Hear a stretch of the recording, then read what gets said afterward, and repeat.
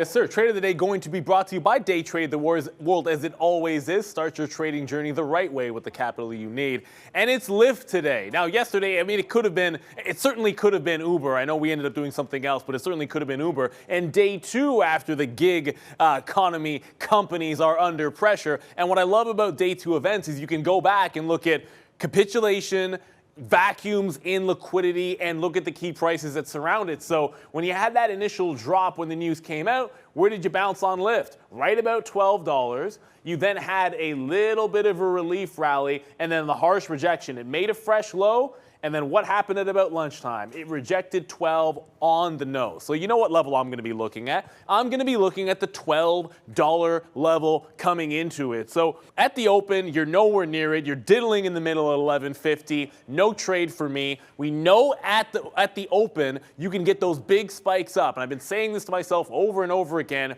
Allow it to test the level. Wait to get in. Fortunately, this is a good example of waiting to get in here. Sometimes you don't catch it on that way back down because you are waiting for the rejection. It pops, takes 12. I see a wick top. I don't get this entry, and I decide not to chase it when it's consolidating down at 11.80. I decide to wait for some fills in the high 80s, and I was actually waiting for some 90s as well. We had a rejection of my level. You're now entering into the short.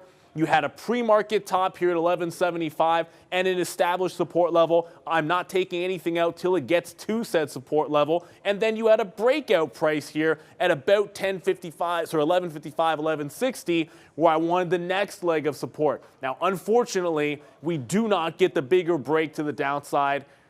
Sometimes that's going to happen to you. It can be a perfect setup, and then you only get the inside move of the trade. Market starts to scream up.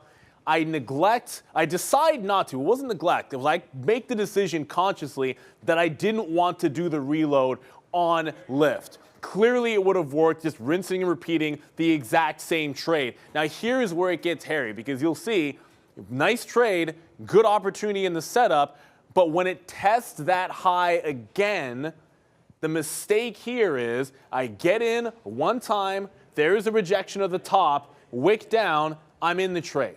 There's no need to add to it. I should be sitting in this trade, allowing it to either break down, go into support both times. But when it retaps the top and fails again, I'm like, ooh, let's take some more. Not really good reason to do so. Why? Because it's already tested once, fail break, double, and now higher lows. That's one thing that you got to consider. You've got a set of higher lows going into that move. You're still respecting that 12 even level, but it's the third time we're testing this level, and you've got higher lows into it. No need to add to the position because when it stops out the top, you're just losing a little bit extra on the trade. Fortunately, I did go for the reversal here, so we got stopped out. We reversed when it dips to the breakout price. A couple of decent scalps, but it couldn't break 12.10.